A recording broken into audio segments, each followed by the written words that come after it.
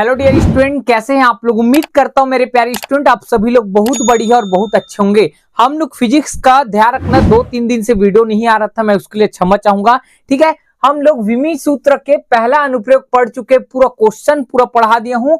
आज हम लोग दूसरा अनुप्रयोग पढ़ने वाले हैं, विभिन्न भौतिक राशि के मध्य संबंध स्थापित करना। इसका मतलब क्या है, एफ क्या है, बल होता है। ठीक है, एम क्या होता है सर, द्रव्यमान होता है। ए क्या होता है सर, त्वरण। अब इसको तीनों को मिलाकर एक सूत्र बनाया गया है, एफ बराबर कितना सर, एम ए, सबको पता है।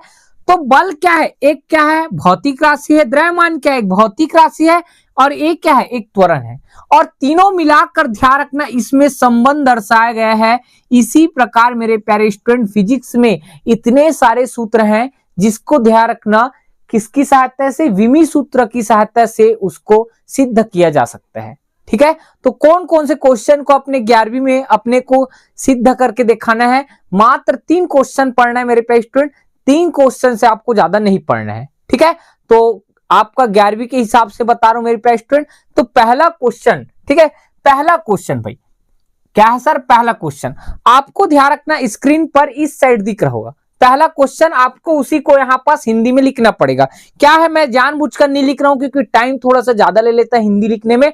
तो क्या क्वेश्चन है, क्वेश्चन है किसी सरल लोलक का आवर्तकाल, किसी सरल लोलक का आवर्तकाल उसकी प्रभावी लंबाई तथा गुरुत्वीय त्वरण पर निर्भर करता है और विमी विधि से सरल लोलक के आवर्तकाल के लिए व्यंजक ज्ञात कीजिए। ये क्वेश्चन रहेगा, ये आपका 14 चैप्टर का है, जिसको ध्यान रखना विमी विधि से सिद्ध करने के लिए स्टार्टिंग में दे दिया है, जिसका फॉर्मूला आप अभी से याद कर सकते हो। टी बराबर होता है के रूट एल अपॉन क्या होता है जी। एल यहां लंबाई होता है, जी क्या कहलाता है गुरुत्वीय त्वरण, टी क्या कहलाता है आवर्तकाल। समझ आया भाई जी सर, ये है। अब क्या बोला है क्वेश्चन को आपको अच्छे से पढ़ने, देखो ध्यान से देखना, किसी सरल लोलक का आवर्तकाल। ठीक है, वहां आपको याद रखना आवर्तकाल।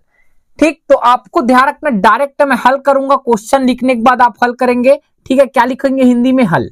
क्या लिखेंगे, हल। और आपको गर्व के साथ लिखना है मान लो। क्या लिखेंगे, मान लो।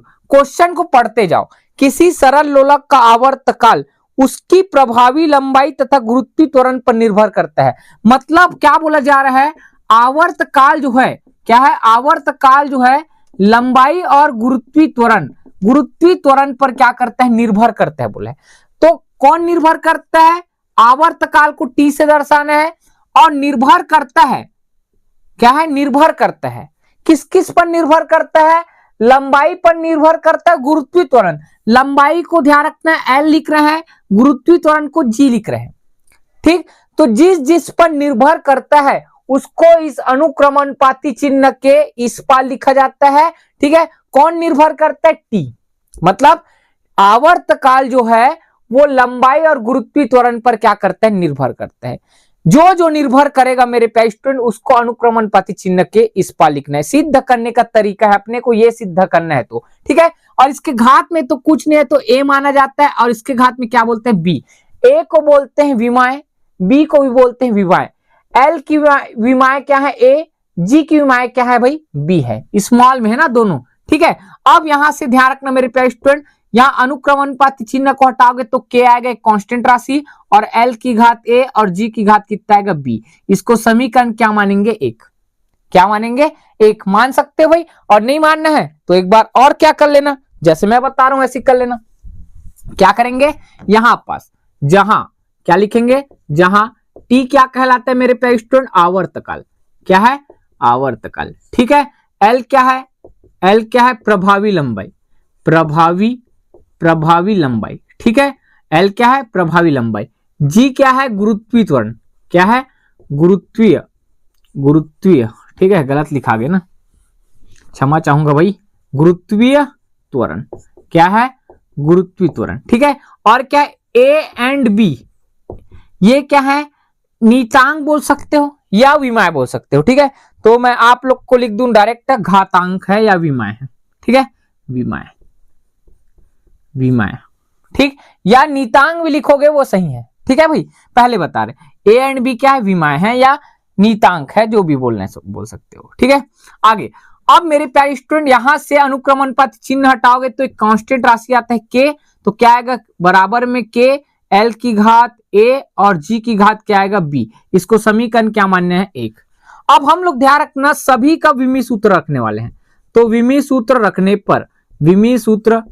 पर ठीक सबका विमी सूत्र रख दो। K क्या है, एक कांस्टेंट राशि है और कांस्टेंट राशि का कोई विमी सूत्र नहीं होता, इसका आंसर K की जगह कोई विमी सूत्र नहीं आएगा। T क्या है, आवर्तकाल का विमी सूत्र होता है सर कैपिटल T, पढ़ क्या है पीछे। K कोई विमी सूत्र नहीं होता। L क्या होता है सर, लंबाई का विमी सूत्र L होते हैं, ठीक। और घात में क्या है सर, A है, क्या है सर A है, ठीक है, A लगाएंगे तो यहां पास क्या आएगा A। उसके बाद G क्या होता है सर, गुरुत्वीय त्वरण का L T की घात -2 और घात में कितना आएगा सर B। इसको हल करो मेरे प्यारे स्टूडेंट, विमी फॉर्म में लिखो तो क्या आएगा m की घात 0 L की घात 0 T आएगा। बराबर में इधर हल करो भाई, इधर हल पहले कर लो। L की घात A है और यहाँ B का यहाँ पास एक कुछ नहीं है तो 1 है, तो B का यहाँ गुणा होगा तो L की घात कितना आएगा बताओ, L की घात कितना आएगा सर B आएगा, और -2 का B के साथ गुणा होगा तो T की घात -2B आएगा। इसको फिर से जमा कर लिखो, m की घात 0 L की घात 0 और कितना आएगा T आएगा, बराबर। यहां पास ध्यान से देखना, हल करो भाई, यहाँ L है यहाँ L है तो L को कितना बार लिखेंगे, एक बार। यहाँ A है यहाँ B है तो कितना हो जाएगा A प्लस कितना हो जाएगा सर B, घाते आपस में जुड़ जाएगा और क्या बच जाएगा T की घात -2B, यही आएगा। इसको विमी फॉर्म में जमा के लिखोगे तो m की घात 0 L की घात 0 और T आएगा। इधर क्या आएगा, m नहीं है तो क्या आएगा m की घात 0 L की घात A प्लस B और T की घात कितना आएगा -2B आएगा। इसको समीकरण क्या मानना 2।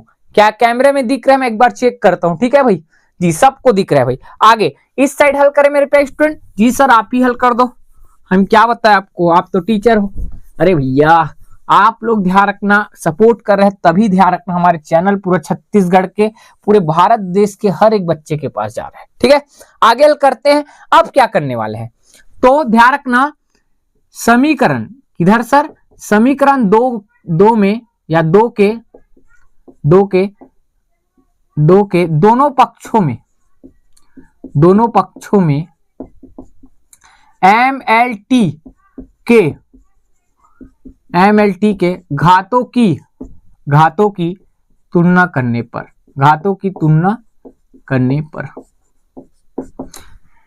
ठीक। इसका मतलब क्या है सर, समीकरण 2 के दोनों पक्षों में MLT के घातों की तुलना करने पर, मतलब MLT के घातों की तुलना करना है। इधर m की घात 0 है तो इधर m की घात 0 है।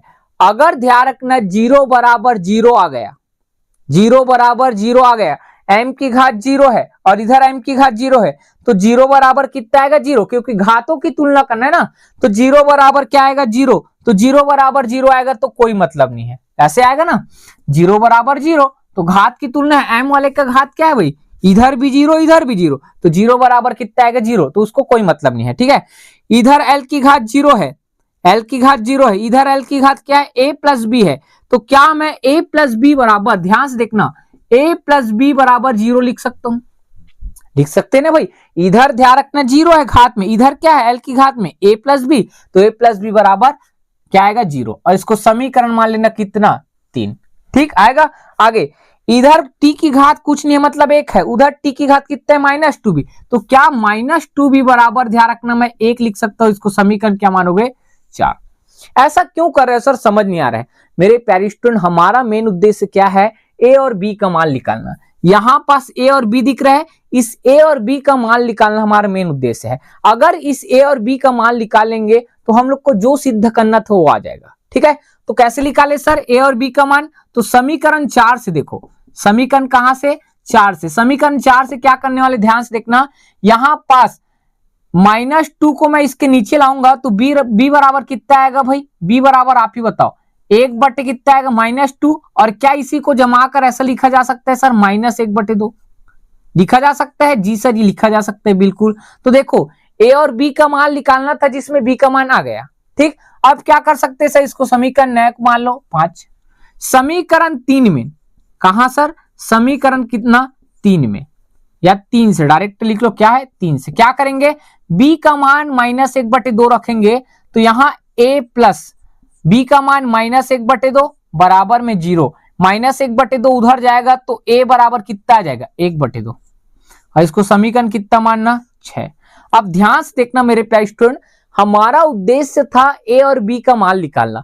क्या ए और बी का मान ज्ञात हो गया? अब जब ज्ञात हो गया है तो इन मानों को समीकरण ध्यान रखना, कहां रखना? 1 में। समीकरण 1 में मान रखने पर ध्यान से देखो मेरे पेस्टूडेंट, क्या आएगा? समीकरण 1 क्या है सर? टी बराबर, अब के रखना है भाई, विमी सूत्रक टाइम नहीं रखा जाता है, एल भी आएगा। ठीक, ए के जगह कितना आएगा? 1/2 और जी आएगा और घात पे कितना आएगा? -1/2। क्यों आ गया सर? बी का मान कितना है? -1/2, ए का मान 1/2 है। ठीक, अब ध्यान से देखना मेरे प्यारे स्टूडेंट, के को के रहने दो, एल की घात 1/2 है और जी की घात -1/2 है, तो इसको नीचे लाओगे तो जी की घात कितना आएगा? 1/2 आएगा। आएगा कि नहीं आएगा? आप ही बताओ ना भाई। सर आएगा ना, -1/2 है, नीचे आता है तो +1/2 हो जाएगा। ठीक, अब यहां पास हल करो मेरे प्यारे स्टूडेंट जगह के कारण। टी बराबर क्या है? टी बराबर के अपने जगह में चल रहे हैं जी सर, के अपनी जगह में है। एल की घात 1/2 को क्या मैं ऐसे लिख सकता हूं? √L। क्या लिखा जाएगा? √L। और जी की घात 1/2 को क्या मैं ऐसे लिख सकता हूं? √G। लिख सकते हैं जी सर, सही है। उसके बाद टी बराबर, के को के रहने दो, 2 बार रूट मजा नहीं आ रहा तो एक ही बार रूट लगा रहे हैं और क्या लिखेंगे? L बटे कितना आएगा? G। और ध्यान रखना यही सरल आवर्त, ठीक, सरल लोलक के आवर्त काल के लिए व्यंजक है और यही हम लोग को ध्यान रखना, स्थापित करना था। हमारा स्टार्टिंग में जो क्वेश्चन था मेरे प्यारे स्टूडेंट, उसका आंसर ये आएगा। तो पेपर हॉल में आपका क्वेश्चन ऐसे ही आता है, सरल लोलक का आवर्त काल, ठीक, उसकी प्रभावी लंबाई और गुरुत्वीय त्वरण पर निर्भर करता है और विमी विधि से इसको सिद्ध कीजिए। तो आपको क्वेश्चन वैसे लिख के देगा और लिख के देगा तो उसको आपको लास्ट तक यहां तक बनाना पड़ेगा मेरे प्यारे स्टूडेंट। क्या आप सभी बच्चों से क्वेश्चन बन जाएगा? अगर बन जाएगा मेरे प्यारे स्टूडेंट तो मैं आप सभी बच्चों के लिए होमवर्क दूंगा। ठीक है, तो होमवर्क देने से अच्छा है मैं कल उसी को आपके सामने वीडियो बनाऊंगा और तीसरा नंबर वाले को होमवर्क दे दूंगा। ठीक है मेरे प्यारे स्टूडेंट, तो मिलते हैं नेक्स्ट वीडियो में। और अगर आपको हमारा चैनल सही में अच्छा लगता होगा और हमारे पढ़ाने का तरीका आपको पसंद आता होगा तो मेरे प्यारे स्टूडेंट एक प्यारा सा कमेंट जरूर करना और अपने स्कूलों में हमारे इस यूट्यूब चैनल के बारे में जरूर बताना। ठीक है, तो मिलते हैं नेक्स्ट वीडियो में। जय हिंद, जय भारत, जय छत्तीसगढ़।